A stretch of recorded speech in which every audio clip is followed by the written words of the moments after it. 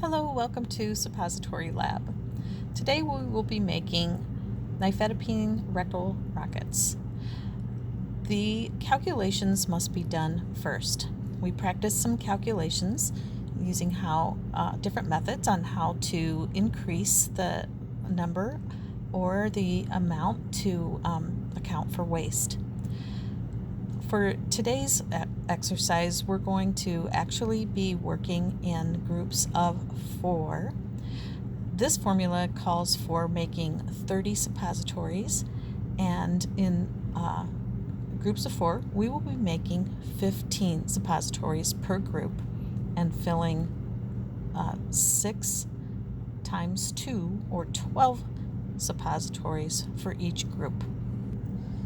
The reason that we did this is because if you reduce your formula to account for making 6 suppositories instead of 30 suppositories, you will find that the least weighable quantity for the nifedipine and silica gel will be below the least weighable quantity of 200 milligrams for most balances.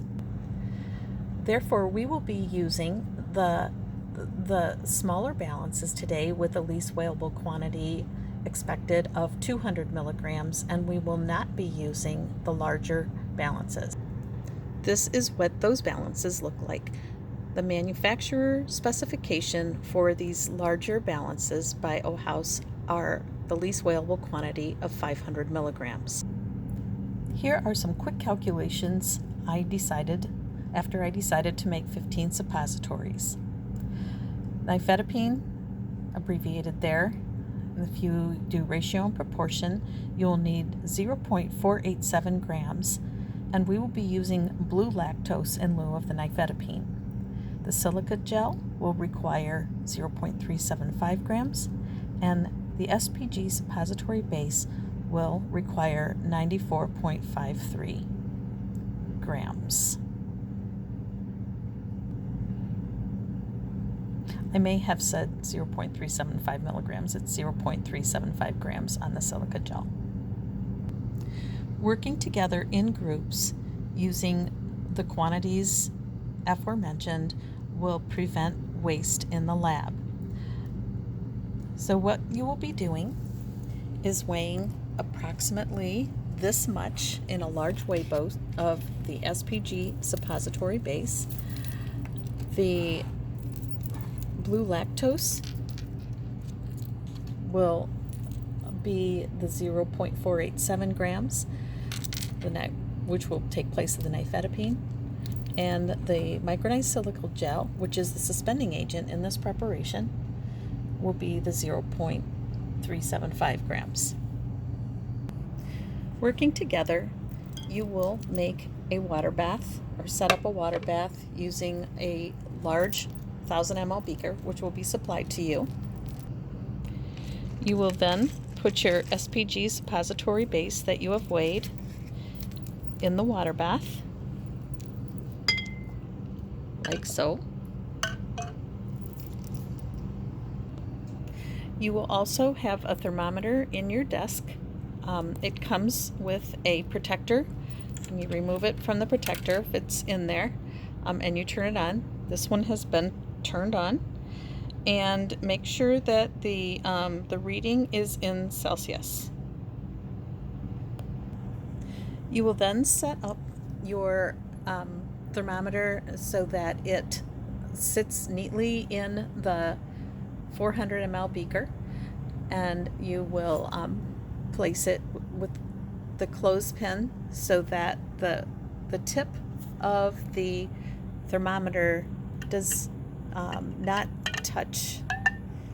try not to touch the bottom of the wax pellets. The setting of the temperature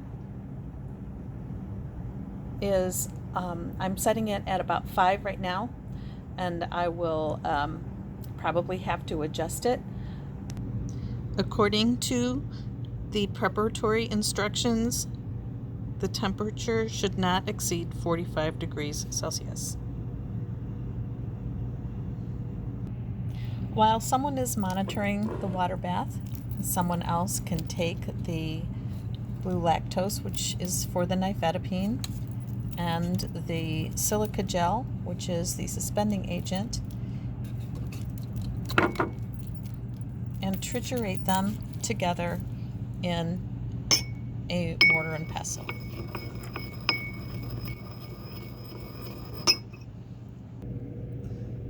So we are doing this step, and I have triturated this so that we have a nice homogeneous mixture.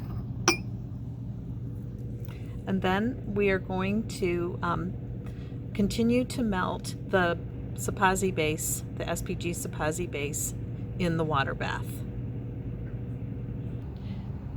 One step that I failed to mention is to make sure that you put the large stir bar in the Sapazi base, and as it melts, it will stir.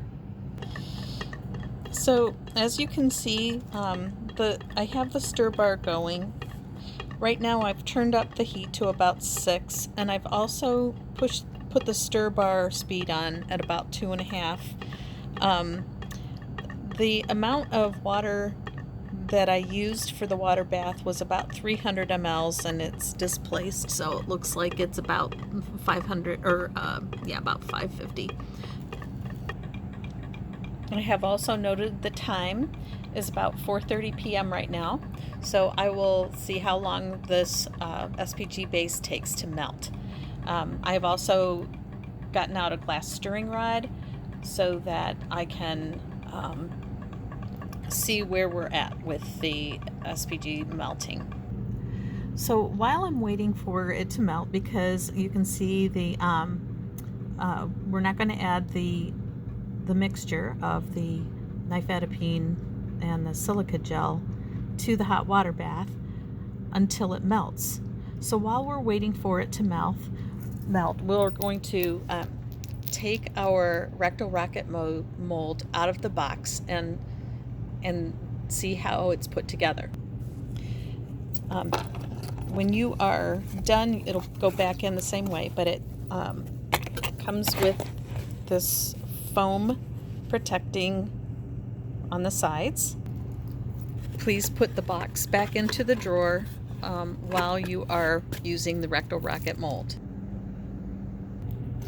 You will have been calculating the suppository quantity for 15, and between 2 groups of 2, a total of 4 students per group, you will have 2 molds, which make 12 suppositories. So as you can see, this has 6 cavities, and to take it apart, you're going to undo the nuts and lay them down on the counter. So here is the rectal rocket mold with the 3 bolts removed, and you will then take off one side of the rectal rocket suppository mold and remove each one of these slats, which are vents for creating a vented suppository, which allows the patient to pass gas without expelling the suppository from the rectum. And at this point, you're going to use vegetable spray and coat the insides of the molds and all sides of each one of the slats. You want to lightly spray, and note that I have added a paper towel here.